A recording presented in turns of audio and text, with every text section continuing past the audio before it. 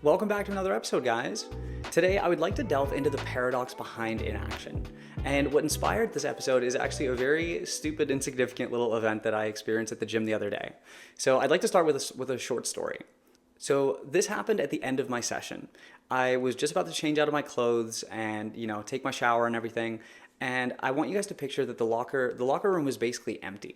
And I had my stuff kind of tucked away in one of the last lockers up against the wall almost. So it's literally my locker and then one more locker and then the wall.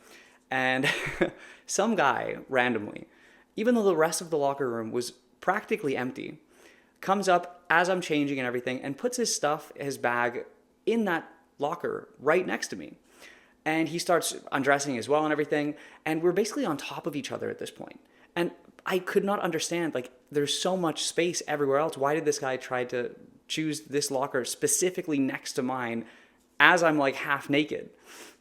So all throughout this, I was giving him some space, thinking that maybe he would move or whatnot. But I never actually said anything.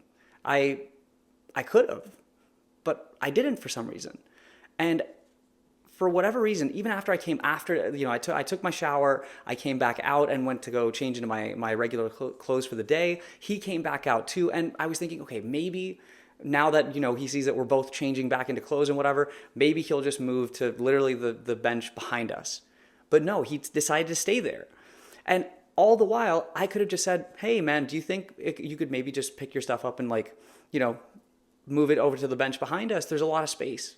Just something stupid, something so small, but it really stayed in my mind because after I left that experience, after I left the locker room, I kept asking myself, why didn't I say something? Why did I allow myself to get frustrated, thinking in my mind like, oh, why is this guy stand like so close to me? What the hell's wrong with it? But whatever. But for whatever reason, I just didn't say anything. I could have been polite and just asked him to maybe move over a little bit just so we can both have some extra space. But again, I didn't for some reason.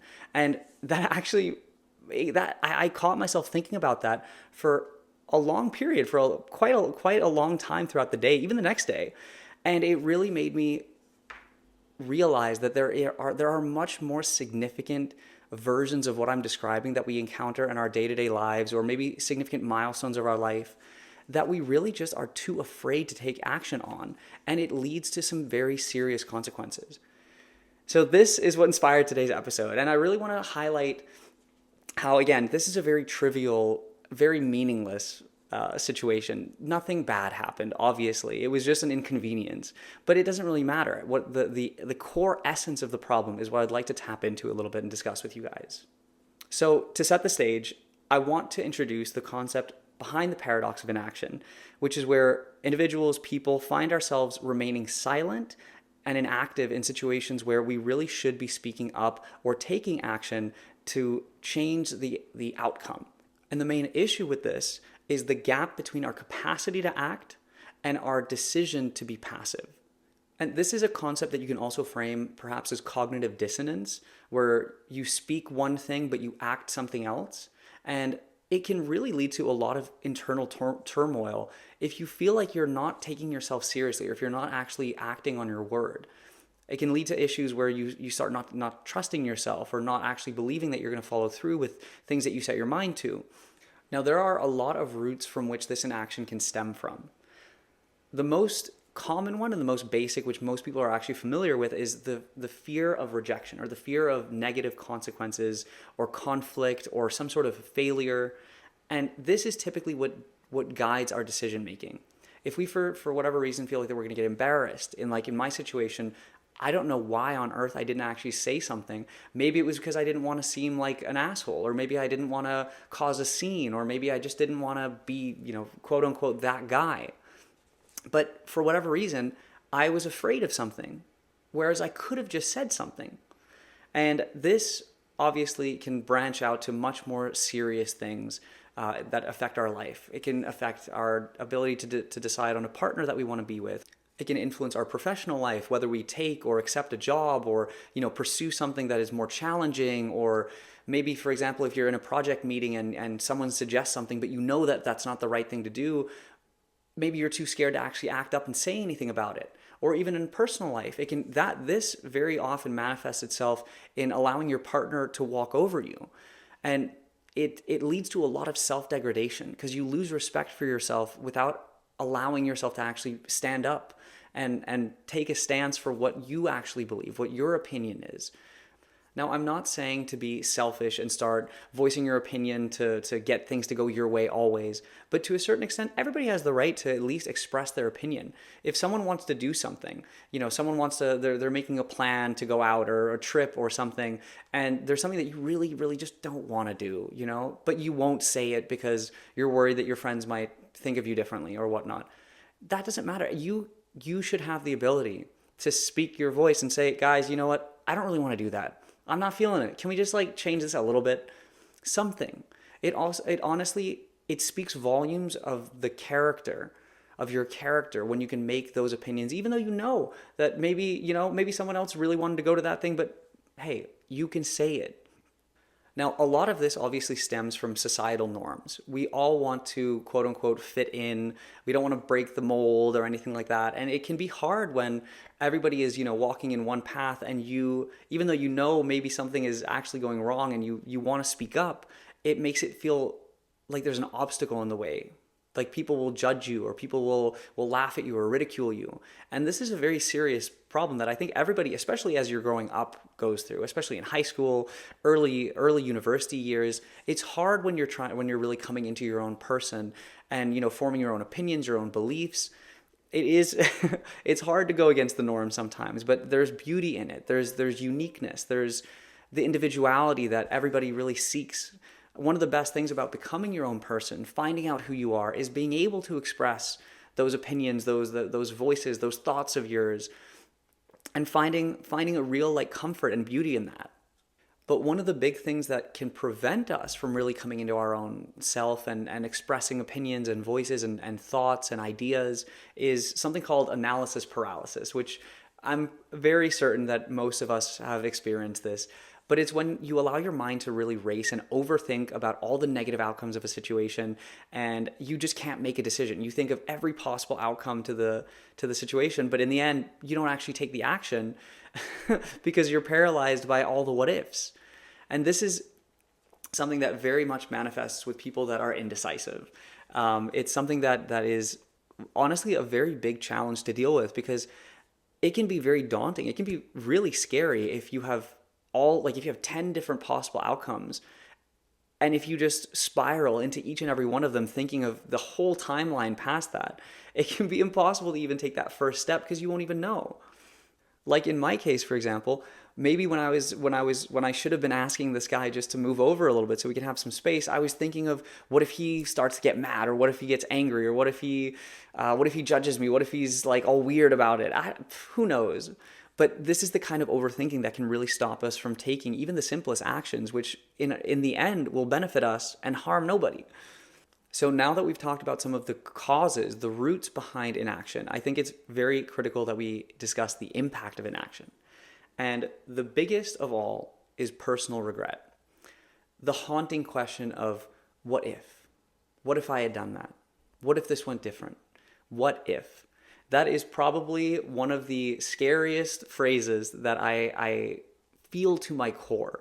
I hate the thought of missing opportunities, especially when I was the one that caused that missed opportunity because I didn't take action.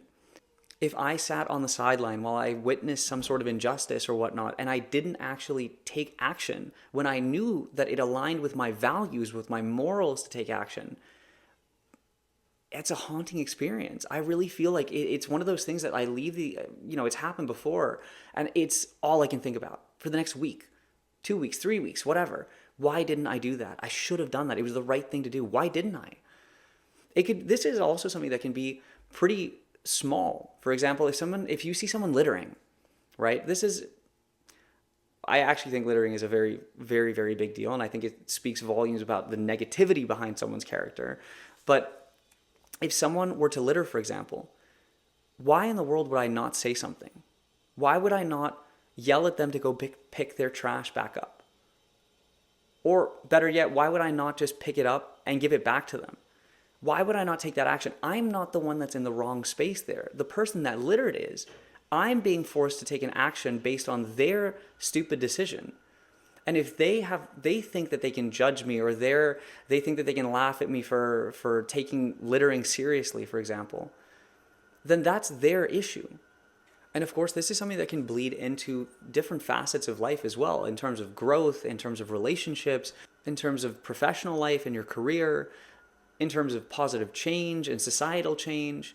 There are too many stories that we share between friends and families of, looking back through the years of saying, oh, what if we had done that? What if we had just, taken the decision, been spontaneous, taken the action? It all stems from the what if.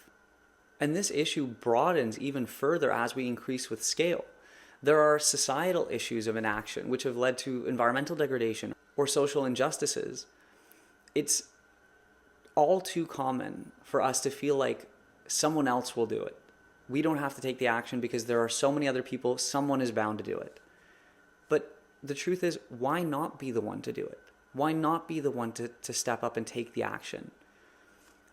One of the things that I really encourage people to do is, if you, for example, see a piece of litter that's just on your path. This happened to me at the gym this morning, for example. There was, I'm astonished that I even saw this. There was a trash bag literally 2 steps away from a garbage can. I don't know what kind of Neanderthal couldn't even pick the thing up or even get to the bin in the first place. But for whatever reason, this bag of trash was literally 30 centimeters away from the bin. Now, a lot of people, and I'm guilty of this as well, would most likely just walk past it because it's not your responsibility. Someone else will get it. But I really encourage people to just pick it up. It doesn't even take 5 seconds out of your life. But it really speaks volumes to yourself. It's something that, I don't know, it's a weird feeling. It's hard to even describe. Like when I pick trash up like that, or if there's something like in a hallway in your building that's, on the ground, or a little piece of trash that missed the bin or something that will probably stay there for months before it's finally swept away by the wind or something. Why not be the one to just go out of your way for 10 seconds, pick the thing up, get it over with? It feels so accomplishing, even though it's the tiniest thing in the world. I think it's so rare to actually find people that they're like, you know what? I know nobody else is going to do it. I'm going to do it. And then they just do it. So that's something that it's a very small thing, but I really think it starts with the baby steps. And that's really what I'd like to highlight and encourage, that everybody just try. It really goes a long way for your personal belief in yourself, your pride in yourself, because you know that you are that kind of person, and that is something to be very proud of. It's something to boast about. So all I can encourage is that next time you find yourself in a situation where you want to speak up because it will better yourself, but you're a little too scared, you're a little too shy or embarrassed or whatever, just take the little baby steps. Say something. Go out of your way to push your boundary just a little bit. And it can really start with the little things like picking up a piece of trash, or, if someone is moving in a little too close to you on the bus, or someone is next to you in the lockers, or anything. Just be like, hey, I'm really sorry. Do you think you could scooch over just a little bit? Something. There's no harm being done by asking a question like that. You're not making a statement. You're not making an accusation like, get out of the way, move. You're asking. You're just saying, hey, I'm sorry. I'm really sorry to bother. Can you just scooch a little? And that's all it takes. It really doesn't have to be a confrontation. It can be a question. And one of the things that my father has drilled into my head is that you will never know unless you ask. And that could be about anything. You'll never know if you can get a raise unless you ask. You'll never know if you can, go on that new adventure unless you ask. Asking is the way into so much more than you think. And I really hope that you can actually start to go out there and explore it, because it is truly life-changing. So thank you very much, guys. I hope to see everyone in the next episode. Peace.